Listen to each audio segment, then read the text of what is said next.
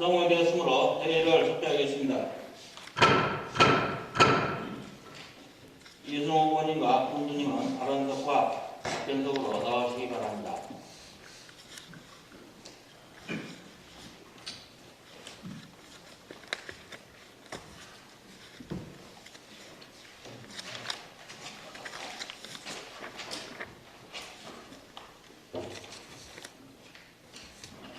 이승호 의원님 숨을 쉬어주시기 바랍니다.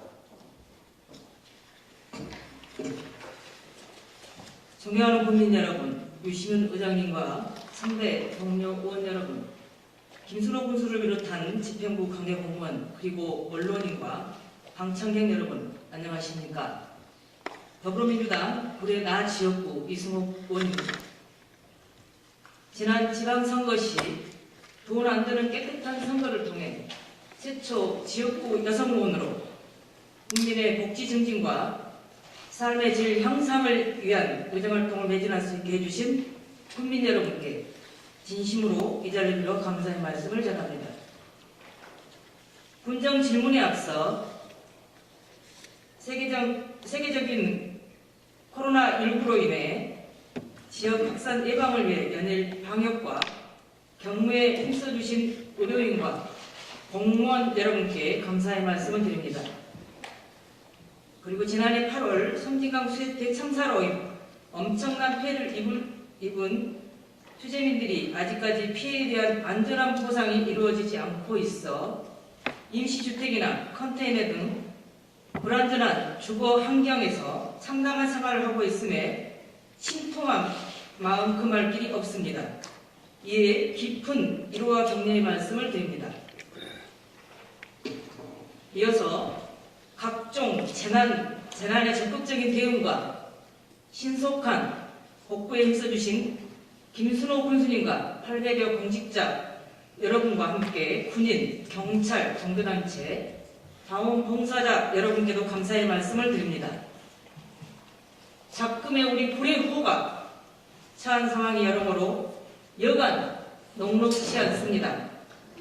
군 살림살이에 필요한 재정이 빠듯하고 지역적 여건 또한 열악하며 국민의 서비스 증가로 인해 민주적이고 효과적인 행정을 하기 어려움이 많다는 점 공감하면서 군정 질문을 드리도록 하겠습니다. 첫 번째로 매천 도서관 주차장 문제를 말씀드리겠습니다. 국민들의 삶의 질 향상을 위해서는 쾌적하고 휴식 공간은 물론 문화 공간을 플랫폼이 구축되어야 한다고 생각합니다. 지난 5월에 우여곡절 끝에 예천 도서관이 개관하여 청소년들의 책을 읽는 공간으로서 주민의 문화 공간, 휴식 공간 등으로 활용되고 있어 그나마 다행이라고 생각합니다. 아시다시피 매천 도서관은 2017년 1월부터 20년 12월까지 4년에 걸쳐 완공해서 21년 5월 18일 개관했는데 부지 3,162제곱미터, 지하 1층에 지상 2층, 연면적 1,660제곱미터, 균뚝 16억과 공비 44억, 총 60억의 사업비가 투입되었으며 이곳에 설치된 주차장은 22면으로 알고 있습니다. 그런데 안타까움은 이곳 주차장에 도서관을 이용하지 아니한 주변의 상가 주민들이라든가 유림빌라, 유림회관에 입주한 업체 등 인근 주민들이 임의로 주차를 함으로써 실제 도서관을 이용자들이 주차장을 이용하기가 어렵거나 아예 이용할 수가 없는 상태입니다.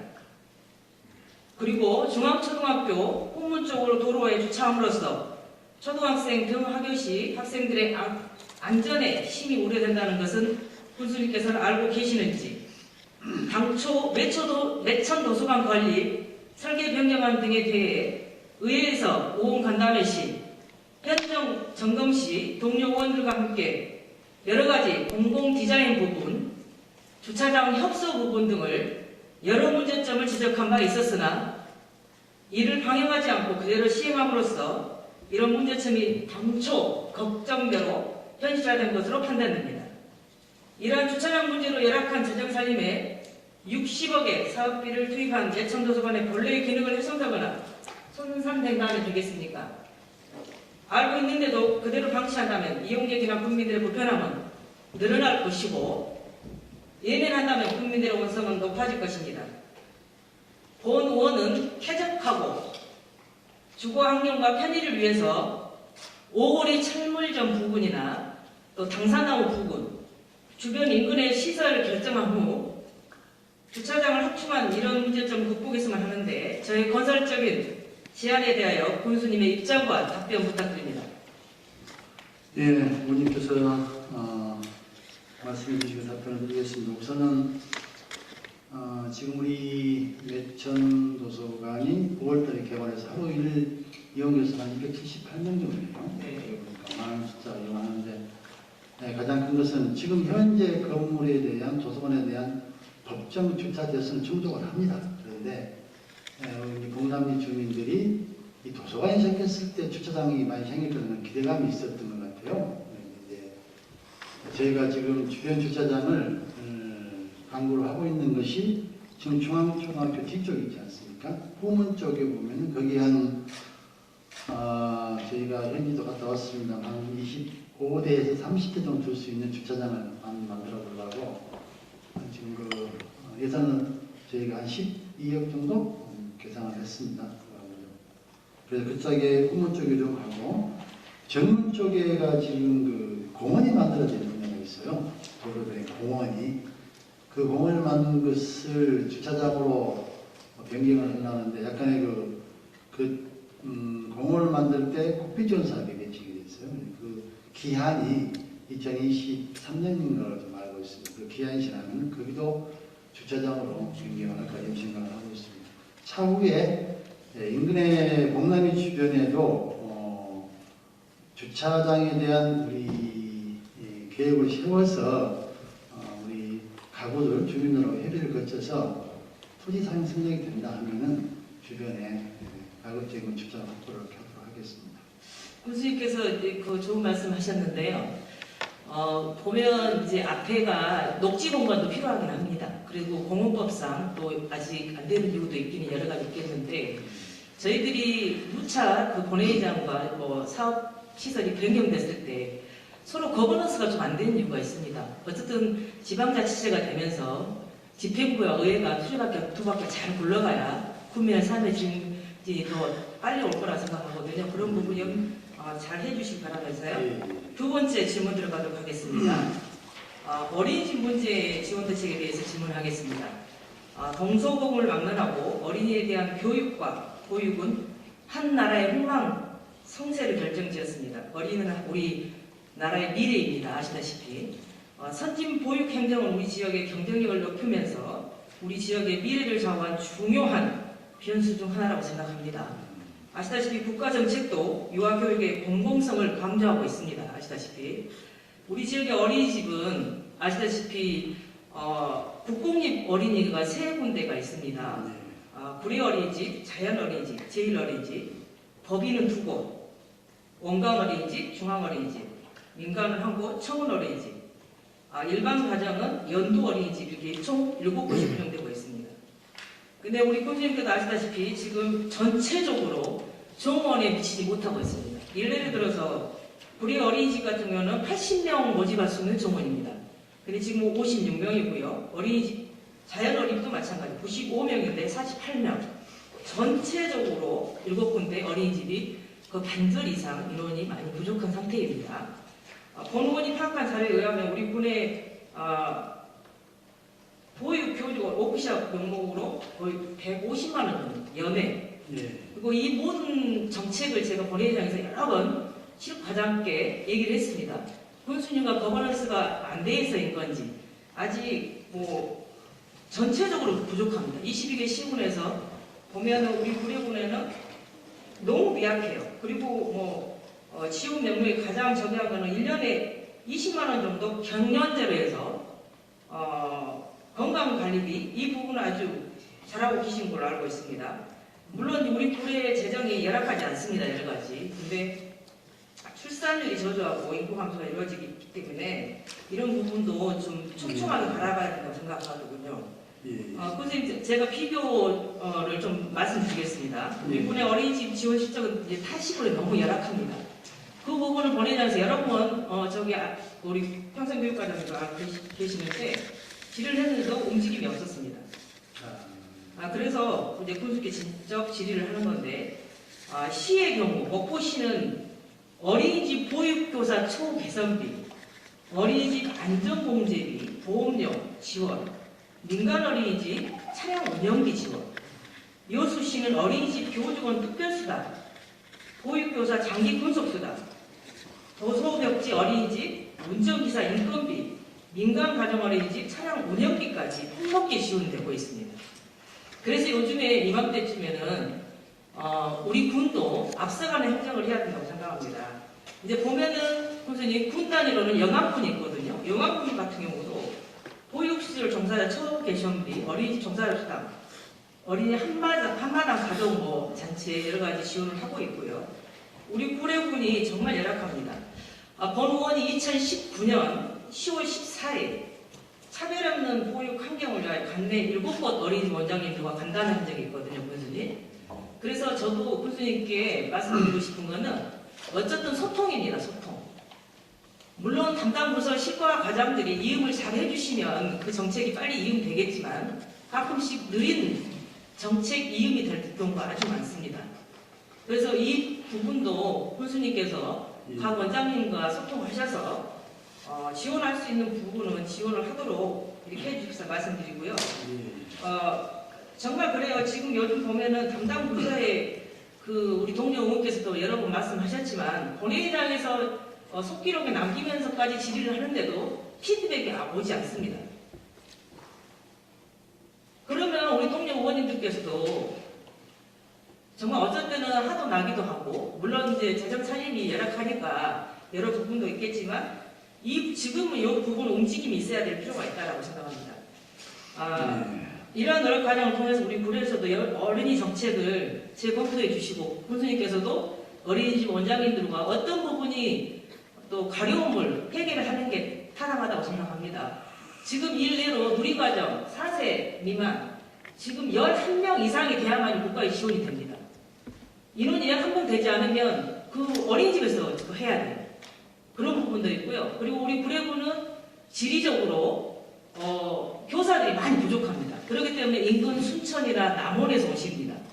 그러면 타 시군에는 그런 교통비까지도 지원해 주는 경우도 있거든요. 그리고 일례를 들어서 보육교사 한 분이 아프거나 했을 때는 대처 교사도 필요하거든요. 그런 부분도 많이 열악합니다. 우리 구례구는. 그래서 군수님께서 각별히 그 부분에 대해서 심사숙고해 주시기 바라고요. 이에 대한 답변 부탁드립니다. 예, 어머님 말씀하신 거 전적으로 공감을 합니다. 관내 어린이 총 7개소가 있는데 아까 말씀하신 것처럼 여러 가지 열악한 환경에서 보육을 어린이집을 운영하고 있는 것 같아요. 차후에 이 보육원의 원장님하고 몇 분 교사님들하고 간담회를 한번 해서 그러한 여러 가지 애로사항을 한번 듣도록 하겠습니다. 그리고 이제 아까 비교를 많이 했습니다만은 물론 많은 예상이 있어서 좋으면 좋겠습니다만 그래도 현실에 맞게끔 타시군 표를 한번 저도 비교를 해서 우리와 관련 헬스 분야 어떤 분야인가를 해서 지원하는 방법을 하겠습니다. 네. 세 번째 질문 드리겠습니다. 질문 인구 감소 원인과 증가 대책에 대한 사항입니다.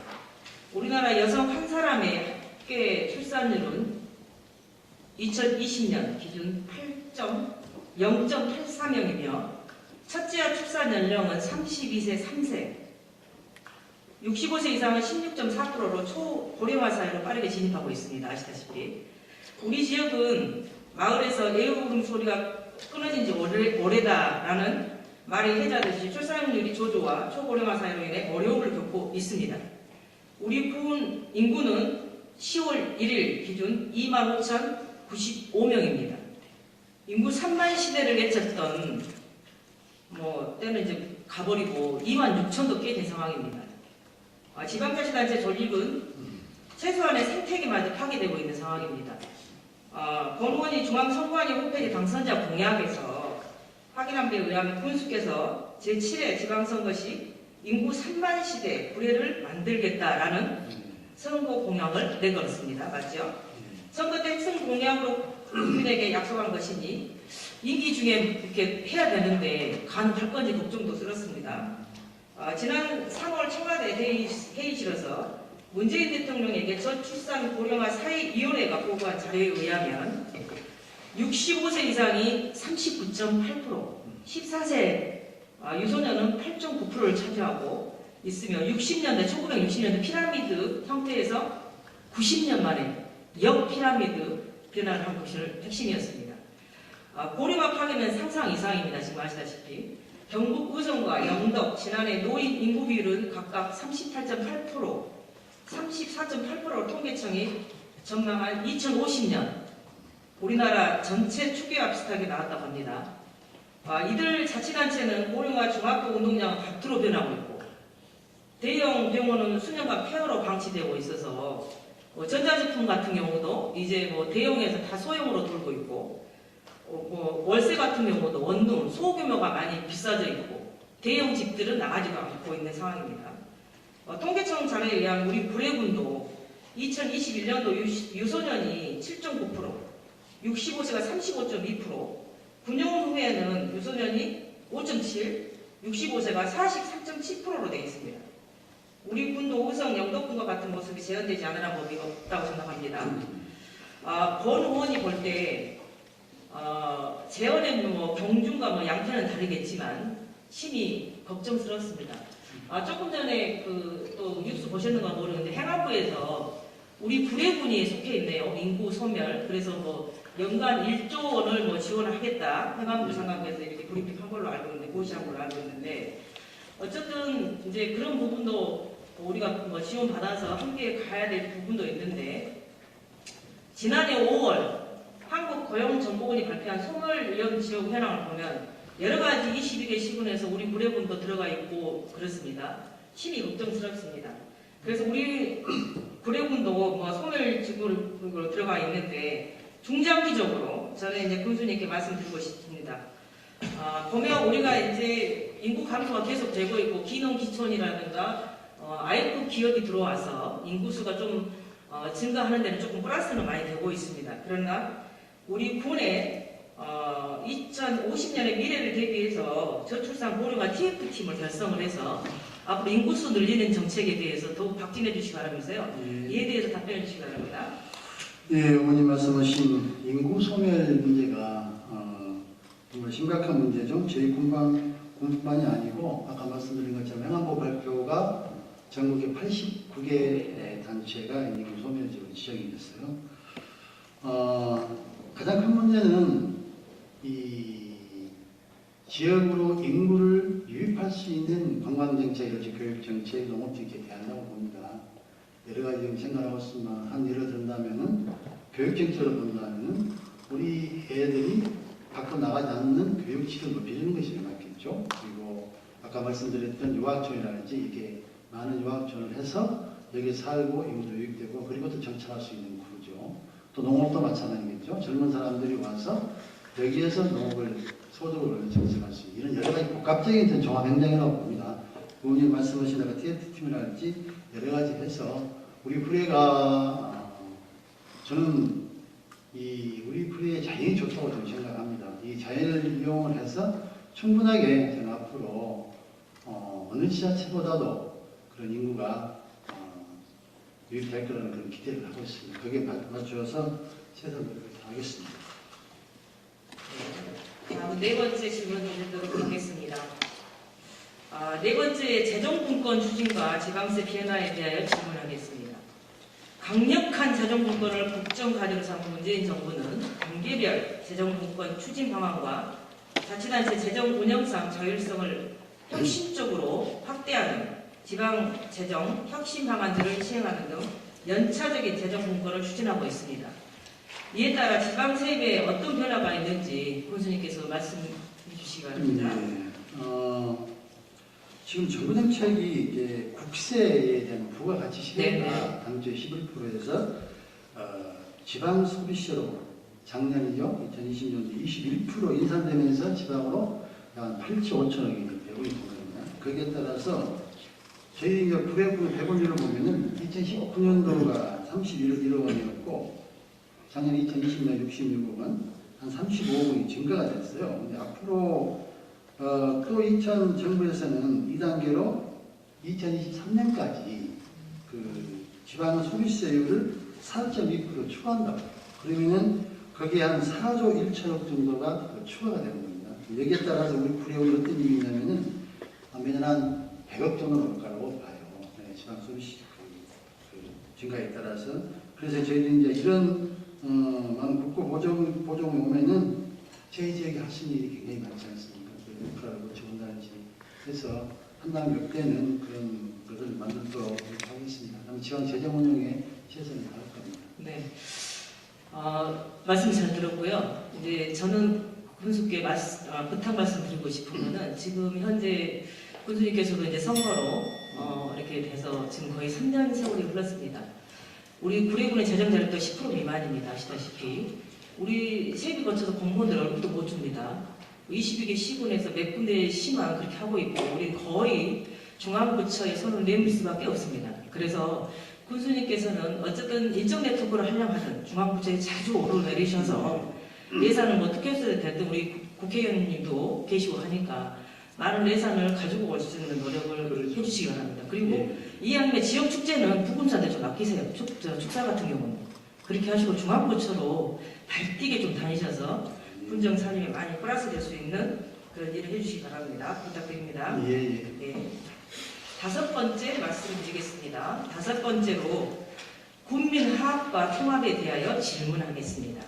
최근 언론에서 보도한 바와 같이 선거가 입막에 치면서 전 현직 간의 갈등이 심각하게 부각되고 있고 인사권, 남용사건 등으로 인해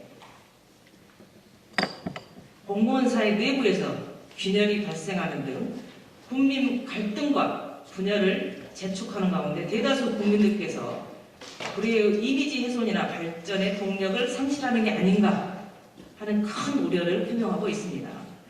20여 년간의 해묵은 국민 갈등과 분열을 극복하고 통합과 화합의 시대로 나가기 위해 군수님께서는 지난 제7회 지방선거 시 소통의 힘으로 화합할 수 있는 리더십이라는 화합을 선거 공약으로 내세웠습니다. 본 의원이 볼 때 나름의 노력을 하고 있는 것으로 알고 있지만 국민의 갈등과 분열이 순화되기보다 오히려 더 고착화되는 현상이 강화됨으로써 우리 지역의 발전 저해 요인으로 작용하고 있다고 판단됩니다. 최근 법원에서 매스컴에서 다 보시고 아시겠지만 우리 군의 모 상관의 도청 파견 발령 사건이 불법으로 최종 결론이 났고 이러한 연장선상에서 직권남용 권리행사 방해 혐의로 피소된 형사사건이 진행되고 있습니다. 소송이 장기 진행되면서 공무원의 내부에서부터 분열되고 소송비로 900여만 원 혈세를 낭비했을 뿐만 아니라 각종 언론 보도로 인해서 우리 구례군 브랜드 가치가 떨어진 결과를 초래했다고 봅니다. 구례군민의 통합은 공공의 이익을 위한 단체인 공무원 내부부터 시작되어야 진정한 통합이 이룰 수 있다고 생각합니다. 앞으로 범국민 통합이라는 큰 틀에서 공정하고 합법적인 탕평 인사를 행사하는 데 노력이 필요하다고 보는데 이에 대해 군수님 견해를 묻고 싶습니다.